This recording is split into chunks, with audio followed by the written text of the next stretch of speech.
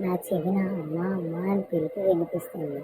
కానీ ఆ పిలుపు నిజమైతే ఎంత బాగున్నా అనిపిస్తుంది. అందరూ ఉన్నంత వరకు ఆ పిలుపు వినిపిస్తుంది. అమ్మ అనే పిలుపులో కూడా స్వార్థమే ఉంది. నా మీద ఇంట్లో ఎవరికీ జాలి దయ లేదు. అందరూ నన్ను అపార్థం చేసుకునేవాళ్ళే. మా అమ్మ నాన్న ఎందుకు ఈ నరకంలో నన్ను ఉంచారా అనిపిస్తుంది. మా అమ్మ వాళ్ళు చాలా పేదవాళ్ళు.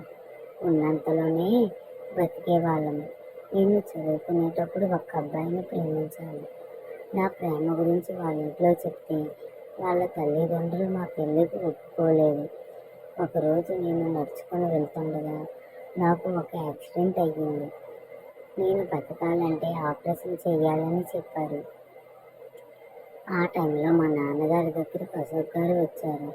నా ఆపరేషన్ డబ్బులు ఇస్తానని చెప్పారు.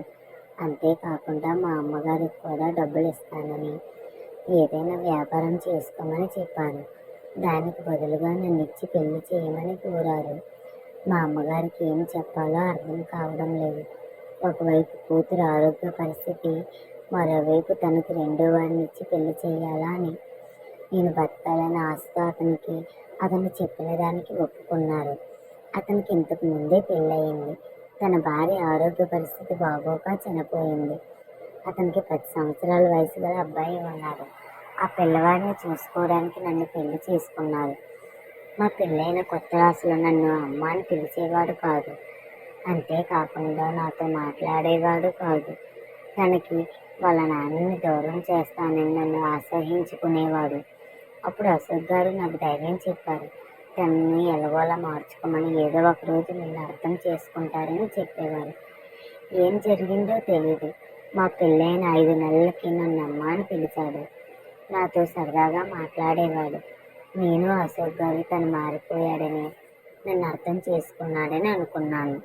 కానీ తను అమ్మ అని పిలిచే మాటలో కూడా స్వార్థం, అసూయ ఉందని నాకు కొద్ది రోజుల తర్వాత అర్థమైంది. నాతో మాట్లాడుతూనే నేను సరిగ్గా చూసుకోవడం లేదని వాళ్ళ నాన్నగారికి చెప్పేవాడు. నాకు తనకి గొడవలు పెట్టేవాడు. నేను ఏ పని చెప్పినా తను చేసేవాడు కాదు. తనకు నచ్చిన పని చేసినా, నేను చేయకూడదని చెప్పినా వినేవాడు కాదు. వాళ్ళ నాన్నగారు అడిగితే నేనే చేయమని చెప్పేవాడు. తనకి నేనంటే కోపం వచ్చేలా చేశాడు. మా మధ్య రోజు గొడవలు పెట్టేవాడు. నేను ఎంత చెప్పినా వినేవారు కాదు. తను చిన్నపిల్లడు, అబద్ధాలు ఆడుతారా అనేవాడు. కానీ ఒకరోజు తన కళ్ళారా చూశారు. అప్పుడు తనకు అర్థమైంది. అప్పుడు తనని గట్టిగా మందలిస్తే నేను మంచిదాన్ని కాదని, నా తల్లనే ఉంటానని చెప్పాడు. అలాని ఎవరు చెప్పారని అడిగితే అమ్మమ్మ గారు చెప్పారని చెప్పాడు.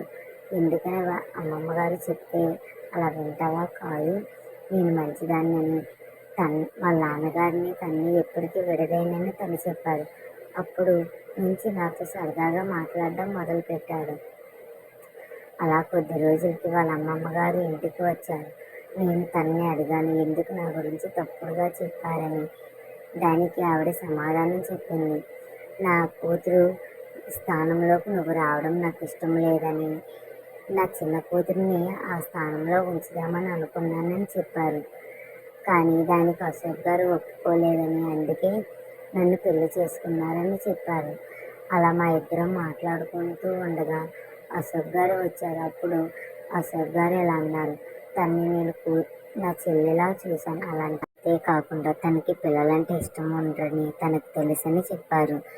తన గురించి మీరు బాధపడొద్దని, తనకు నచ్చిన అబ్బాయిని చూసి పెళ్లి చేస్తానని చెప్పారు.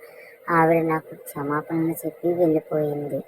ఆ రోజు నుంచి నేను, బాబు, తను చాలా సంతోషంగా ఉన్నాం.